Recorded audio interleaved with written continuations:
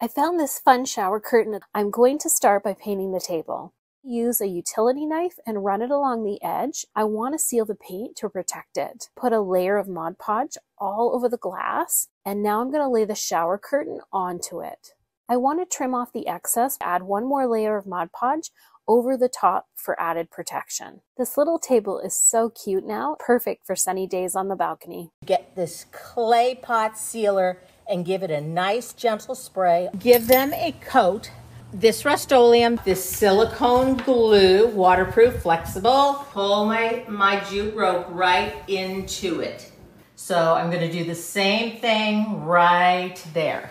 Open up the silicone. Put this all around the top, centered right on there. There we have my side table. I think this is exactly what you might want to make this summer. To start, I'm going to need a wood crate, and I'm going to give this a good coat of paint here. So I'm going to flip that desktop over. Then I'm just going to drill some holes and add some screws. To dress it up, I'm just going to add a table runner, faux greenery, some lemons, and a few candles. I'm adding some cushions to the ground, and this makes the perfect outdoor seating area. And grab some planters right off the shelf, some primer, and some textured finish. We're gonna go with this square base. So we're gonna put some glue here right around the edges. And I'm just gonna wipe it around the edge just like this. Put it right on top. This waterproof container right here, flip it over. I can just take the glue now and just put it all inside here. Go ahead and take our pot, put it right inside there. We're gonna go ahead and put some glue right on top. Wanna make sure that we get it just centered perfectly.